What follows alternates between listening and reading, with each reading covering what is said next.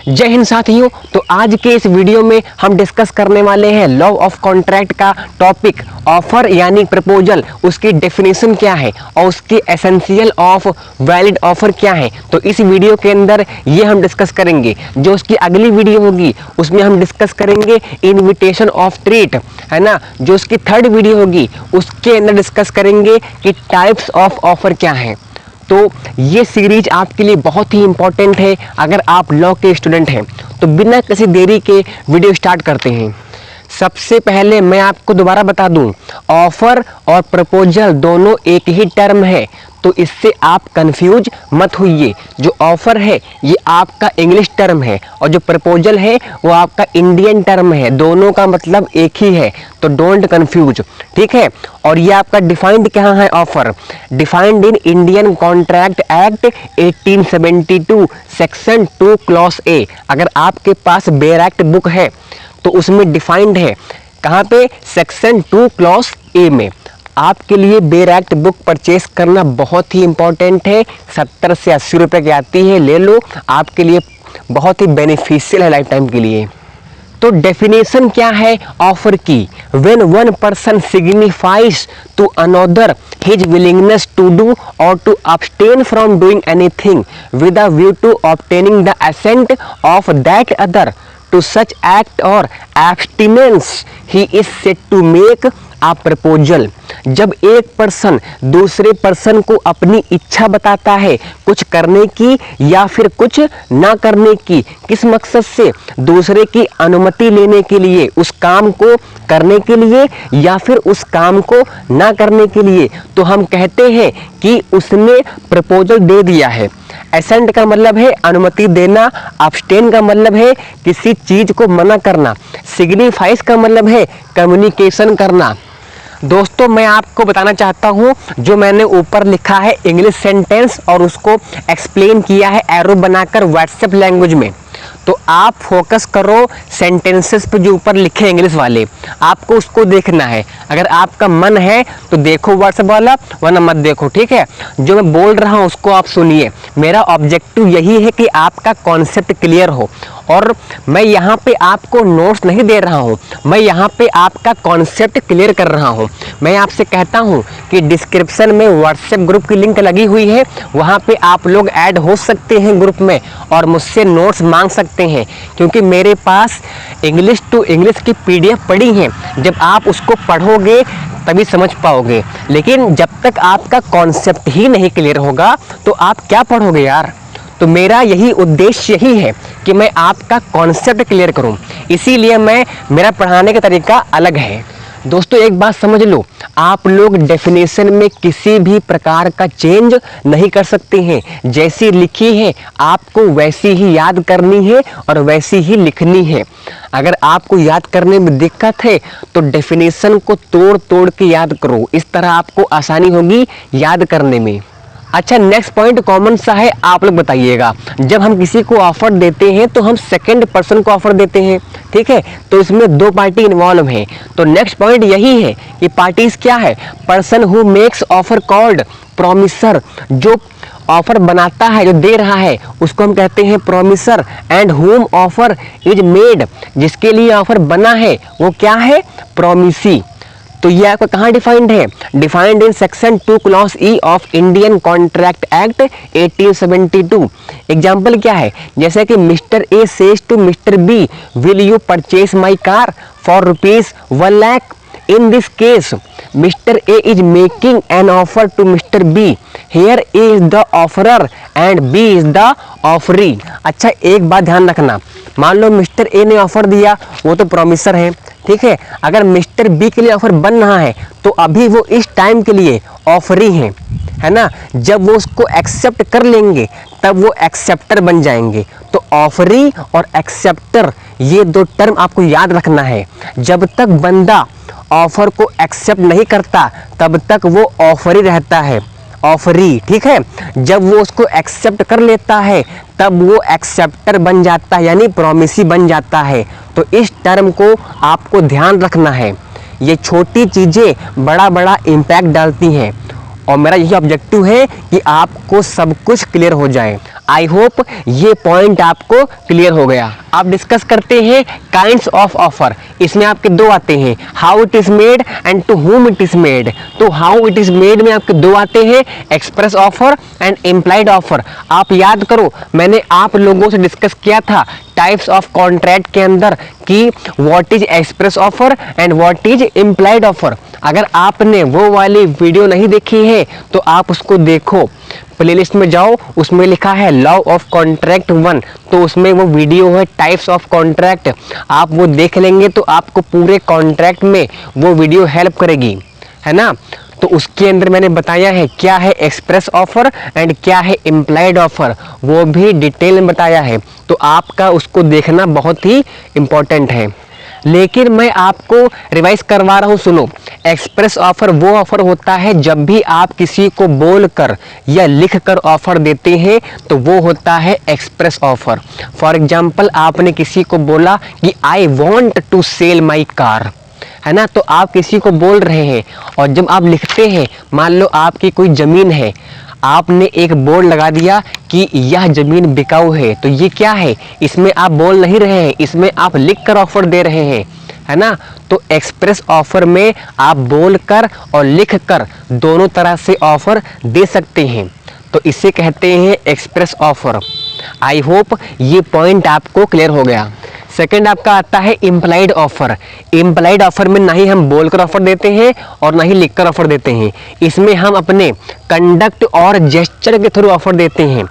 For example, सड़क पे चलती हुई बस, वो सभी के लिए इम्प्लाइड ऑफर ही है, और जो भी व्यक्ति उस बस को रुकवाने के लिए इशारा करता है और उस पर चढ़ता है, तो इसका मतलब ये है कि अगर वो सर्विस ले रहा है तो उसको किराया देना पड़ेगा, और ये ऑफर बन जाएगा। कौन सा ऑफर? Implied offer. आई होप ये भी कॉन्सेप्ट आपको समझ में आ गया होगा। तो आपका काइंड्स ऑफ ऑफर में how it is made concept समझ में आ गया होगा, ठीक है। तो अब बात करते हैं to whom it is made में आपके दो कॉन्सेप्ट हैं, एक है जनरल ऑफर और एक है स्पेसिफिक ऑफर। इसके बारे में बात करेंगे टाइप्स ऑफ ऑफर में डिटेल में, पर यहाँ पे आपको सिर्फ ओवरव्यू लेना है। आपका जनरल ऑफर वो होता है जो कि टू पब्लिक एट लार्ज होता है, जो कि कोई भी एक्सेप्ट कर सकता है। अगर पब्लिक को ऑफर दिया गया है तो उसे कोई भी एक्सेप्ट कर सकता है, यानी एक्सेप्टेड बाय मेनी। जो आपका सेकंड ऑफर है वो है स्पेसिफिक ऑफर, जो कि made to definite person. Offer accepted by one. मान लो मैंने मिस्टर ए को ऑफर दिया कि I want to sell my car, तो इस ऑफर को ओनली मिस्टर ए ही एक्सेप्ट कर सकते हैं, ना कि कोई थर्ड पर्सन। तो ये होता है आपका स्पेसिफिक ऑफर। तो आप लोग चिंता मत करिए, इसका एक अलग वीडियो आएगा जिसके अंदर हम डिस्कस करेंगे टाइप्स ऑफ ऑफर। तो आप लोग चिंता मत करिए, है ना, अभी आप वेट करिए उस वीडियो का। तो यहाँ तक आपका काइंड्स ऑफ ऑफर कॉन्सेप्ट खत्म हो जाता है। अब आपका नेक्स्ट आता है एसेंशियल ऑफ वैलिड ऑफर या प्रपोजल। मैं आपसे माफ़ी चाहूँगा, ये वीडियो थोड़ी सी लंबी हो जाएगी क्योंकि मेरा पढ़ाने का तरीका बहुत धीमे है और मैं चाहता हूँ कि आपका कॉन्सेप्ट क्लियर हो, क्वेश्चन कहीं से भी आ जाए आप कर लो, है ना। और ये आपके लिए बहुत ही इम्पॉर्टेंट है, एसेंशियल ऑफ वैलिड ऑफर या प्रपोजल। इसमें मैं आपको कोई 8 या 9 बताऊंगा एसेंशियल, आप कोई 5 या 6 याद कर लेना, वो आपके लिए सफिशिएंट है आपके एग्जाम पॉइंट ऑफ व्यू से। आपका पहला एसेंशियल आता है intention to create a legal relationship. Offer इस तरह का होना चाहिए कि वो लीगल रिलेशन क्रिएट करता हो। जो भी ऑफर लीगल रिलेशन क्रिएट नहीं करता है वो कभी कॉन्ट्रैक्ट नहीं बन सकता है। An offer in order to constitute a contract must disclose an intention to create legal relations and must also be capable of creating legal relations. कहने का मतलब है एक ऑफर की इंटेंशन होनी चाहिए कि वो लीगल रिलेशन क्रिएट करे और लीगल रिलेशन वो एक्चुअल में बनाए भी। फॉर एग्जांपल, 2 बंदे हैं, निशांत है अभिजीत। निशांत ने अभिजीत से कहा कि भाई मेरे यहाँ पार्टी है, तुमको आना है डिनर पे। अभिजीत ने इसको एक्सेप्ट कर लिया, पर भैया एंड टाइम पे अभिजीत पहुंचे ही नहीं। आप भैया निशांत भैया गुस्से में एकदम बवाला हो गए। तो आप लोग बताइए, क्या इस केस में निशांत अभिजीत खिलाफ केस कर सकते हैं? नहीं कर सकते हैं। क्यों नहीं कर सकते? Because they don't have intention to create legal relationship. I hope ये पॉइंट आपको समझ में आ गया होगा। अब इसी intention to create legal relationship एक केस आता है बालफर वर्सेस बालफर। ये बहुत ही इंपॉर्टेंट केस है। इसको मैंने डिस्कस किया था अपने एसेंशियल ऑफ वैलिड कॉन्ट्रैक्ट के अंदर, है ना। अगर आपने वो देखा होगा वीडियो तो आपको ये केस पता होगा। मैं यहाँ पे ये केस नहीं बताने वाला। अगर आपने वो वीडियो नहीं देखा है एसेंशियल ऑफ वैलिड कॉन्ट्रैक्ट का तो उसको देखो जाकर। मैंने उसके अंदर डिटेल में बताया है कि बालफर वर्सेस बालफर केस क्या है, इसका हेल्ड क्या है। The court held that it was a mere social agreement and that the promise made by husband in this case was not intended to be a legal obligation.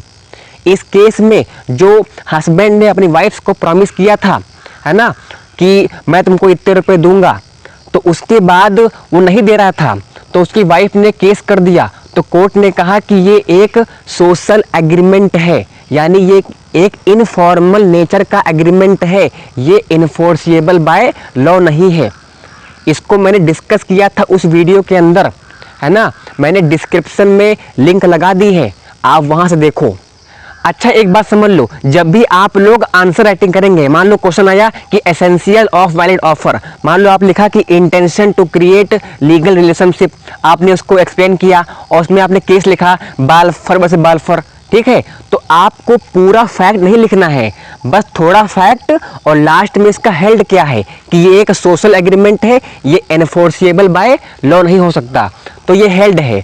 आपको answer में held लिखना बहुत ही important है ना। Case का नाम और held, ये आपके लिए इनफ है। जो फैक्ट है वो इतना इंपॉर्टेंट नहीं है, आप लिख सकते हैं अगर आपके पास टाइम है ना। तो फैक्ट आप लिखो बहुत कम और लास्ट में लिखो हेल्ड कि कोर्ट ने क्या कहा था इस केस के बारे में, है ना। आई होप ये पॉइंट आपको समझ में आ गया होगा। आप लोग चिंता मत करो, इसका एक अलग वीडियो आएगा, उसके अंदर मैं डिस्कस करूं कैसे आंसर राइटिंग करना है। लेकिन अभी आप फोकस करो अपने कॉन्सेप्ट पे। तो आपका सेकंड एसेंशियल आता है terms of offer must be clear and definite. A proposal must also be certain and definite. कहने का मतलब ऑफर हमारा सर्टेन होना चाहिए, मतलब बिल्कुल क्लियर होना चाहिए, उसमें कोई भी कंफ्यूजन नहीं होना चाहिए। An indefinite or vague offer is not offer from legal point of view. The reason is that court cannot decide what the parties are supposed to do. एक ऑफर बिल्कुल क्लियर होना चाहिए, अगर वो क्लियर नहीं है तो वो कभी भी वैलिड ऑफर नहीं होगा, क्योंकि कोर्ट डिसाइड नहीं कर पाता कि पार्टीज को एक्चुअल में करना क्या था। तो इसमें भी आपका एक केस है टेलर वर्सेस पॉटिंगटन 1855। अगर आप अपने आंसर राइटिंग में केस का नाम भी लिख देते हैं तो अभी वो अट्रैक्टिव होता है और आपको नंबर मिलता है। लेकिन बहरहाल मैं आपसे डिस्कस करूंगा एक और वीडियो में सारे केस के बारे में कि केस के फैक्ट क्या है, हेल्ड क्या है। लेकिन अभी मैं आपको समझा रहा हूँ कॉन्सेप्ट, तो आप अभी उस पर फोकस करो, ठीक है। और जो मैं करवा रहा हूँ आपको केस, उस पर आप ध्यान दो। जो नहीं करवा रहा हूँ केस, उसका एक अलग वीडियो आएगा, डोंट वरी। चलो समझते हैं एग्जाम्पल के साथ terms of offer must be clear and definite का। तो एग्जाम्पल है A agreed to take these house on rent for 3 years at the rent of $50 per annum provided the house was put into through repair and the drawing room were decorated according to present style. कहने का मतलब A ने agree किया, मैं B का house rent पर लूंगा 3 साल के लिए, जिसका रेंट होगा $50 1 साल का। पर बी ने एक कंडीशन लगा दी कि घर को प्रॉपर रिपेयर करना होगा मेरे लेने से पहले और ड्राइंग रूम को डेकोरेट करना होगा प्रेजेंट स्टाइल के अकॉर्डिंग। अब ये जो वर्ड है प्रेजेंट स्टाइल, ये बहुत ही वेग है, क्योंकि हो सकता है कि एक पर्सन के लिए प्रेजेंट स्टाइल कुछ और हो और दूसरे के लिए कुछ और हो। So present style term may mean one thing to A and another to B. So agreement was vague. That's why it is void. तो ऑफर बहुत ही क्लियर और डेफिनेट होना चाहिए, वेग नहीं होना चाहिए, उसमें सब कुछ क्लियर होना चाहिए। वे का मतलब होता है कि अस्पष्ट, यानी बात क्लियर नहीं है, नॉट क्लियर। ठीक है, तो आपका थर्ड एसेंशियल आता है कि offer must be communicated to the offeree and offer to be complete must be communicated to the person to whom it is made. ये आपका कहाँ डिफाइन है? सेक्शन 4 के अंदर ऑफ इंडियन कॉन्ट्रैक्ट एक्ट 1872 क्या कहता है कि अ प्रपोजल और offer can be accepted only when it comes to the knowledge of the person to whom it is made. ठीक है, आप कहने का मतलब कि एक ऑफर कंप्लीट तभी होगा जब आप उसे बताते हो सेकंड पर्सन को जिसको आप ऑफर देना चाहते हो। एक पर्सन ऑफर को तभी एक्सेप्ट कर सकता है जब वो उस ऑफर के बारे में जानता हो। ठीक है, फॉर एग्जाम्पल इसके अंदर एक केस आता है लालमन शुक्ला वर्सेस गौरी दत्त। ये कब हुआ था? 1913 में। तो इसमें कोर्ट ने क्या हेल्ड किया था? It was held that मियर knowledge of an offer does not imply acceptance by the offeree. मैं आपको सेकंड टाइम बता रहा हूं, अगर आप आंसर फ्रेम कर रहे हैं तो आपको ध्यान रखना है इस केस के नेम और इस केस के बारे में कोर्ट ने क्या हेल्ड किया था, ये आपके लिए इंपॉर्टेंट है। अगर आपको लिखना ही है फैक्ट तो फैक्ट लिखो समरी वे में, यानी इस केस में मेन चीज हुई क्या थी, और उसके बाद लिखो हेल्ड, आपका आंसर फिनिश। तो आपका जो इम्पोर्टेंट इसमें है कि इसके नेम और इसका हेल्ड, तो इस बात का आपको ध्यान रखना है। अब बात करते हैं इस केस के फैक्ट क्या है ना। तो ये रहा केस आपके कंप्यूटर स्क्रीन पे, लालमन शुक्ला वर्सेस गौरी दत्त। जो इसमें डी है, डी का मतलब है डिफेंडेंट, जो अपने आप को बचाता है, और पी मीन्स प्लेंटिफ, जो केस करता है। आई होप ये दो टर्म आपको क्लियर होंगे। तो आइए बात करते हैं इस केस के बारे में। तो डी ने अपने सर्वेंट नौकर पी को बोला कि मेरा नेफ्यू यानी भतीजा मिसिंग है, तुम उसे ढूंढ कर ले आओ। जैसे ही पी चला गया उसे ढूंढने के लिए, उसके बाद में डी ने अनाउंस कर दिया कि जो भी मेरे भतीजे को ढूंढ कर लाएगा मैं उसे इनाम दूंगा। ये बात पी को नहीं पता थी और फिर उसने बॉय को ढूंढ लिया और डी को इन्फॉर्म कर दिया। लेकिन बाद में पी को पता चला कि डी ने रिवॉर्ड का ऑफर दिया था। अब वो भैया सन्न में, अब भैया पी भाग गए डी के पास कि मुझे भी रिवॉर्ड दो, लेकिन उसका क्लेम डिसमिस्ड हो गया क्योंकि उसे पता ही नहीं था। जब पी बॉय को फाइंड करने निकल गया था तब उसके बाद डी ने रिवॉर्ड का ऑफर दिया था, तो पी को इसके बारे में पता ही नहीं था। जब आपको ऑफर कम्युनिकेट ही नहीं किया गया तो उसे एक्सेप्ट कैसे कर सकते हैं? तो इसी वजह से पी को रिवॉर्ड के पैसे नहीं मिले। तो इस पर कोर्ट ने क्या कहा? कोर्ट ने कहा कि सर्वेंट की ड्यूटी थी, उसके काम का हिस्सा था कि बॉय को ढूंढना, क्योंकि उसके मालिक ने उसको काम दिया था, है ना। तो आपको इसका जो हेल्ड है इसको याद करना है ना। आपका पॉइंट क्या था? Offer must be communicated. तो इस केस में इन दोनों के बीच में किसी भी टाइप का कम्युनिकेशन नहीं हुआ था जब डी ने ऑफर दिया था। हालांकि उसके पहले हुआ था जब मालिक ने कहा कि अपने सर्वेंट से कि मेरे भतीजे को ढूंढ कर लेके आओ, पर वहाँ पे सर्वेंट की ड्यूटी थी। जब वो गया ढूंढ कर लाया और बाद में जान पाया भी कि डी ने ऑफर दिया था, तो वो गया क्लेम मांगने, तो उसका क्लेम डिसमिस कर दिया गया, है ना। क्यों कर दिया गया? क्योंकि जब पी को ऑफर कम्युनिकेट ही नहीं किया गया तो वो उसे एक्सेप्ट क्यों करेगा। इसीलिए कोर्ट ने कहा कि मियर knowledge of an offer does not imply acceptance by the offeree. I hope ये केस आपको समझ में आ गया होगा। वीडियो लंबी हो रही है पर मेरा ऑब्जेक्टिव यही है कि आपका कॉन्सेप्ट 100% क्लियर हो जाए। आपका फोर्थ एसेंशियल है मस्ट बी एटलीस्ट 2 पार्टीज, यानी ऑफर देते वक्त 2 पार्टी होना अनिवार्य है। और यह आपका कहाँ डिफाइन है? सेक्शन 2 क्लॉज सी में ऑफ इंडियन कॉन्ट्रैक्ट एक्ट 1872। तो 2 पार्टी होना अनिवार्य है। एक पार्टी ऑफर दे सकती है क्या? पॉसिबल ही नहीं है यार। Person who makes offer called promisor and हुम offer is made called promisee. है ना। मान लो मिस्टर ए ने मिस्टर बी को ऑफर दिया कि I want to sell my car, तो यहाँ मिस्टर ए ऑफर दे रहे हैं, ये कौन है, प्रोमिसर, एंड मिस्टर बी अगर उसको एक्सेप्ट करते हैं तो क्या बनेंगे, वो प्रोमिसी। अच्छा एक बात ध्यान रखना, मान लो मिस्टर ए ने ऑफर दिया, वो तो प्रोमिसर है, ठीक है। अगर मिस्टर बी के लिए ऑफर बन रहा है तो अभी वो इस टाइम के लिए ऑफरी हैं, है ना। जब वो उसको एक्सेप्ट कर लेंगे तब वो एक्सेप्टर बन जाएंगे। तो ऑफरी और एक्सेप्टर ये दो टर्म आपको याद रखना है। जब तक बंदा ऑफर को एक्सेप्ट नहीं करता तब तक वो ऑफरी रहता है, ऑफरी, ठीक है। जब वो उसको एक्सेप्ट कर लेता है तब वो एक्सेप्टर बन जाता है, यानी प्रोमिसी बन जाता है। तो इस टर्म को आपको ध्यान रखना है। ये छोटी चीज़ें बड़ा बड़ा इम्पैक्ट डालती हैं और मेरा यही ऑब्जेक्टिव है कि आपको सब कुछ क्लियर हो जाए, है ना।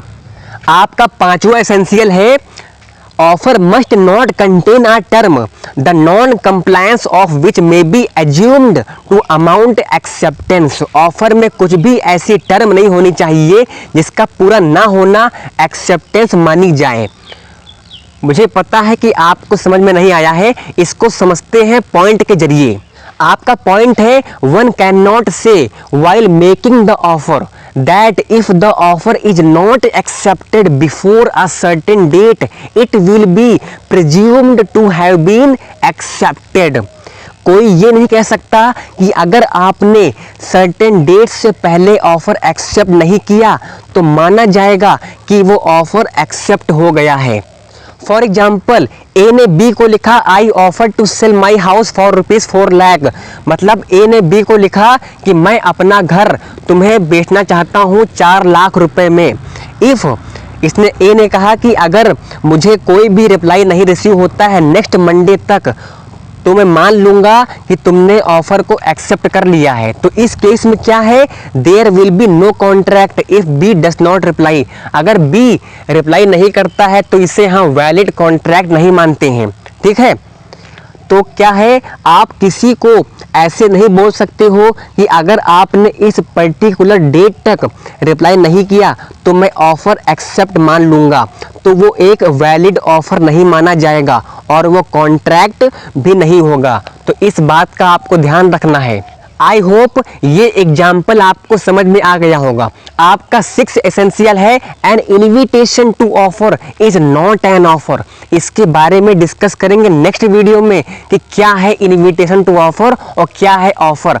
तो अभी आप सिर्फ इतना जानो इसका ओवरव्यू क्या है। In an invitation to offer, the aim is to simply circulate information of his readiness to negotiate with anybody or to preliminary discussion।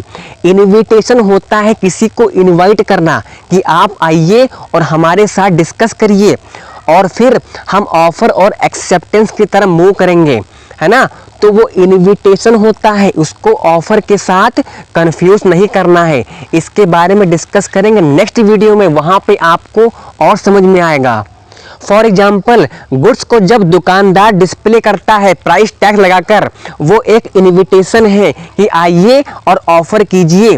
और या जब आप कैटलॉग्स देखते हैं जिसमें गुड्स का डिस्क्रिप्शन होता है, जिसमें प्राइस लिखा होता है, तो वो एक इनविटेशन टू ऑफर है, वो ऑफर नहीं है। तो आप चिंता मत करो, जो आपकी नेक्स्ट वीडियो होगी उसके अंदर मैं डिस्कस करूंगा difference between offer and invitation to offer. वहाँ पे आपका कॉन्सेप्ट और क्लियर होगा। आपका 7th एसेंशियल है, ऑफर में बी स्पेसिफिक और जनरल। मैंने आपसे डिस्कस किया है पीछे क्या है स्पेसिफिक, क्या है जनरल। आप लोग इसके लिए भी चिंता मत करो, एक और वीडियो आएगा जिसके अंदर डिस्कस करेंगे टाइप्स ऑफ ऑफर। तो वहाँ पे आपका कॉन्सेप्ट और ज़्यादा क्लियर होगा। वहाँ पे हम लोग डिस्कस करेंगे डिटेल में क्या है स्पेसिफिक, क्या है जनरल विद केसेस। आपका 8th एसेंशियल है, offer should be distinguished from a mayor declaration of intention. An offer should not be confused with mayor declaration of intention. अगर आप अपनी इंटेंशन बता रहे हो कि कल को मैं ऐसा कर सकता हूँ, तो ये ऑफर नहीं हुआ, सिर्फ आपने अपनी इंटेंशन डिक्लेयर किया है। है ना। For example an announcement of a forthcoming auction sale, thus a person who attends the advertised place of auction could not sue for breach of contract if the sale were cancelled। ये example आपके आता है invitation to offer में, है ना, तो इसको हम डिस्कस करेंगे उसमें, बट यहाँ पे आप सिर्फ इतना ही समझो। आपका 9th एसेंशियल है an offer may be conditional, an offer can be made subject to a condition, in that case it can be accepted only subject to that condition. A conditional offer lapses when the condition is not accepted। कहने का मतलब अगर offer में आपने condition लगाई है तो वो तभी एक्सेप्ट हो सकता है अगर वो कंडीशन पूरी होगी। एक कंडीशनल ऑफर ख़त्म हो जाता है जब कंडीशन एक्सेप्ट नहीं होती है। इसको हम डिस्कस करते हैं एग्जाम्पल के साथ। फॉर एग्जाम्पल इसके अंदर एक केस आता है Thomson versus LM and S railway company. T who could not read took an excursion ticket on the railway. On the front of the ticket was printed for condition C back. One of the condition was that the railway company would not be liable for personal injuries to passengers. T was injured by a railway accident. इसमें एक T नाम का व्यक्ति होता है जिसके पास ticket होता है, कौन सा, एक्सकर्जन। इसका मतलब जब घूमने फिरने के लिए टिकट लेते हो।